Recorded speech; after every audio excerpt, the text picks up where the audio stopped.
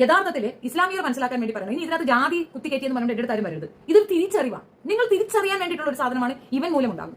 ക്രൈസ്തവ മതത്തിലുള്ളവരെല്ലാം തന്നെ നെറിയുള്ളവരാണെന്നും ബോധമുള്ളവരാണെന്നും മാനുഷിക പരിഗണന കാണിക്കുന്നവരാണെന്നല്ലേ നമ്മളൊക്കെ ധരിച്ചിരിക്കുന്നു. ഈ പ്രശ്നം തുടങ്ങി വെച്ചത് ആരാണ്? മുനമ്പം ഇഷ്യൂ അവരുടെ ശ്രദ്ധയിലേക്ക് എങ്ങനെ പെട്ടു? എത്രയോ വർഷക്കാലമായി അവർ വെച്ചനുഭവിക്കുന്നതാണ്. അത് വഖഫ് ബോർഡിന്റെ ആണെന്ന് എങ്ങനെ അറിഞ്ഞു? അവിടെ ഒരു വക്കീലിനെ ഏർപ്പാട് ചെയ്തു, അതും ക്രിസ്ത്യനായ ഒരു വക്കീലിനെ ഏർപ്പാട് ചെയ്തു. അവൻ ക്രിസ്ത്യ മതവിശ്വാസികൾക്ക് തന്നെ ഈ പറയുന്ന വസ്തുക്കൾ എഴുതി കൊടുത്തു. അത് എന്ത് അടിസ്ഥാനത്തിലെന്ന് അറിയത്തില്ല. അവൻ അവിടെ ഇരിക്കുമ്പോൾ അവന്റെ ആ ഒരു സാഹചര്യത്തിൽ ഇരുന്ന സമയത്ത്, അതായത് അവർക്ക് അധികാരമുണ്ടായിരുന്ന സമയത്ത് അവൻ എഴുതി കൊടുത്തതാണ് ഈ പിടിക്കപ്പെട്ട വസ്തുവകകളെല്ലാം. കിട്ടിയവർ അത് മറച്ചു വെക്കാനും പണയം വെക്കാനും വേണ്ടിയിട്ട് ഇതിന്റെ NOC ലെറ്റർ എടുക്കാൻ ചെന്നു. NOC ആരെന്ന് വേണം? വഖഫ് ബോർഡിന് വേണം. വഖഫ് ബോർഡ് NOC ചോദിക്കുമ്പോഴത്തേക്കാണ് അവിടെ ഇരുന്ന മറ്റ് അധികാരികൾ മനസ്സിലാക്കുന്നത് തങ്ങൾ ചതിക്കപ്പെട്ടു.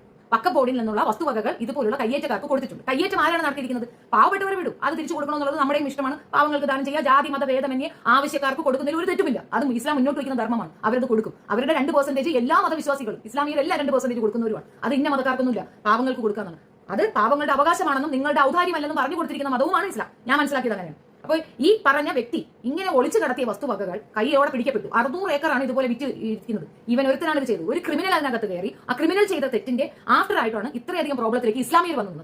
ഇതിൽ നിന്ന് നിങ്ങൾ എന്ത് മനസ്സിലാക്കി? നിങ്ങളുടെ കൂട്ടത്തിൽ ആളില്ലായിരുന്നോ ആ പൊസിഷനിൽ കൊണ്ടിരുത്താൻ? നിങ്ങളുടെ കൂട്ടത്തിൽ ഇസ്ലാമിയർ ആരും ഇല്ലയോ? ഇസ്ലാമിലുള്ള കുട്ടികളൊന്നും വക്കീലമാരില്ലയോ? നിങ്ങളുടെ കൂട്ടത്തിലെ കുട്ടികൾ പഠിപ്പിച്ച് ആ പൊസിഷനിൽ ഇരുത്താൻ നിങ്ങൾക്ക് തോന്നിയില്ലയോ? നിങ്ങൾ ചെയ്ത ചെയ്താണ്. ഇനി ചെയ്യുമ്പോൾ നിങ്ങളുടെ മെയിൻ ഈ വിധികളിൽ നിന്നുകൊണ്ട് ഇത്തരത്തിലൊക്കെ ഉള്ളവരെ മാറ്റി നിർത്തി നിങ്ങളുടെ ആൾക്കാരെ നിയമിക്കണം എന്നാണ് എനിക്ക് പറയാനുള്ളത്. ഇതിനകത്ത് വർഗീയത പറയുന്നത് തോന്നിയാൽ വർഗീയതയാണ്. അതുകൊണ്ടാണ് ഇന്ന് വഖഫ് ബോർഡ് ഇങ്ങനെ ത്രാസിൽ നിന്ന് തൂങ്ങുന്നത്. ഇനി ഇത് നേരിടാൻ വേണ്ടിയിട്ട് ആളുകൾ ഇറങ്ങും. എനിക്കൊന്ന് മറ്റേ PDP ഒക്കെ ഇറങ്ങുന്നുണ്ട്, SDP കാരോ ഒക്കെ അവരൊക്കെ പോകുന്നുണ്ട്. പറയുന്നത് രാജ്ഭവൻ മാർച്ചോ മറ്റോ. ഞാൻ ഇത്ര നാൾ വിചാരണ തടവായിരുന്നു, ഇനി വീണ്ടും അങ്ങനെ പിടിച്ച് വിചാരണ തടവാനായിട്ട് ഇടും. ഈ പോകുന്നവന്മാർ ചുമ്മാ പോയാലും സംഘികൾ ആളെ ഇറക്കി അവിടെ എവിടെയുള്ള 4 സാധനങ്ങൾ തട്ടേ മുട്ടയും ചെയ്ത് കഴിഞ്ഞാൽ അങ്ങനെ വീണ്ടും പിടിച്ചോളൂ. ബസ് കത്തിച്ചാണ് ഇത്രയും കാലം അവിടെ പോയി കിടന്നത്. ഇനി അതുപോലെ അവസ്ഥയിൽ അയാൾ പോയി കിടക്കും എന്നതിനപ്പുറം ഒന്നും സംഭവിക്കാൻ പോകുന്നില്ല. നമ്മുടെ കയ്യിലിരിപ്പുകൊണ്ടാണ് ഇങ്ങനെയുള്ള ഒരു സ്കോർ ചെയ്യുന്നത്. ഇത്തരക്കാരെ ഹയർ പൊസിഷൻസ് കൊടുത്ത് അധികാരം ഇതിൽ കൊണ്ടുവന്ന് ഇരുത്തിയതിന്റെ ആഫ്റ്റർ എഫക്റ്റ് ആണ് ഈ കാണുന്നത്. അനുഭവിച്ചോ എന്ന് മാത്രമേ എനിക്ക് പറയാനുള്ളൂ. എന്തായാലും അവൻ പറയുന്നത് കേട്ടിട്ട് ആ വിഭാഗത്തിന് ഒന്നടങ്കം ഞാൻ പറയാൻ തയ്യാറല്ല. എന്നാൽ പോലും ഇതൊരു സൂചനയാണ്. ഇത് നിങ്ങൾക്ക് തിരിച്ചറിവ് ആവാനുള്ള സൂചനയാണ്. നിങ്ങളുടെ വീട്ടിൽ നിങ്ങളുടെ ജോലി ചെയ്യാൻ നിങ്ങളുടെ ആൾക്കാർ പോരെ എന്നാണ് ചോദ്യം. അങ്ങനെ അല്ലാതെ വരുമ്പോഴാണ് ഇതുപോലുള്ള അവസ്ഥകളിൽ നിങ്ങൾ പോയി നിൽക്കുന്നത്. നിങ്ങളൊരു വാഹനം വാങ്ങിക്കുന്നു, ആ വാഹനം ഓടിക്കാൻ ഒരു ഡ്രൈവർ അപ്പോയിന്റ് ചെയ്യുമ്പോൾ നിങ്ങളുടെ വിധത്തിലുള്ള ആൾക്കാരെ അപ്പോയിന്റ് ചെയ്യുക, വിശ്വാസമുള്ളവരെ അപ്പോയിന്റ് ചെയ്യുക. ഇത്രത്തോളം നെറികളും തെണ്ടിത്തരവും ഈ വിഭാഗക്കാരിലെ വേറെ ആരും കാണിക്കത്തില്ല എന്നുള്ള തെളിവാണ് വഖഫ് ബോർഡിന് ഇപ്പൊ സംഭവിച്ചത്. പിന്നെ ഇതിനേക്കാൾ വലിയ സംഗതിയൊക്കെ ഇവിടെ നടന്നളിയാ, ഇതിനേക്കാൾ വലുതൊക്കെ നടന്നളിയാ. ഒപ്പൊക്കെ ഇട്ട് ആര് രാഷ്ട്രപതി വരെ ഒപ്പിട്ട്, പക്ഷേ ചുണക്കുട്ടന്മാർ ഇറങ്ങി നിന്ന് അങ്ങോട്ട് മുണ്ട് മുറുക്കി ഉടുത്തപ്പോഴത്തേക്ക് സുലാം പറഞ്ഞെടുത്ത് ദൂരെ കളഞ്ഞു. ഇതും അത്രേ ഉള്ളൂ. ഇത് നീതിയില്ലാത്ത നീതിരഹിതമായ ഒരു സംഗതിയാണ്.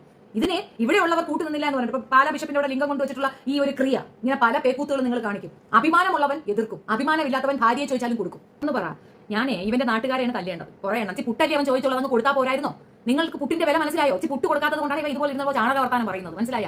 ചെറിയ പ്രായത്തിൽ പിള്ളേരെ പിടിച്ച് വെച്ച് തല്ലുമ്പോൾ ഓർക്കണം. പുട്ട് തിന്നാൻ ചോദിച്ചപ്പോൾ അങ്ങ് കൊടുത്തു. നിങ്ങൾ മുസ്ലിംസ് തന്നെ അല്ലായിരുന്നു? പുട്ട് ചോദിച്ചപ്പോൾ കൊടുത്തിരുന്നെങ്കിൽ അവ ഇതുപോലെ താറാമ്പപ്പ് പറയുമായിരുന്നു. നിങ്ങൾക്ക് അങ്ങനെ വേണം രാജ്യത്തെ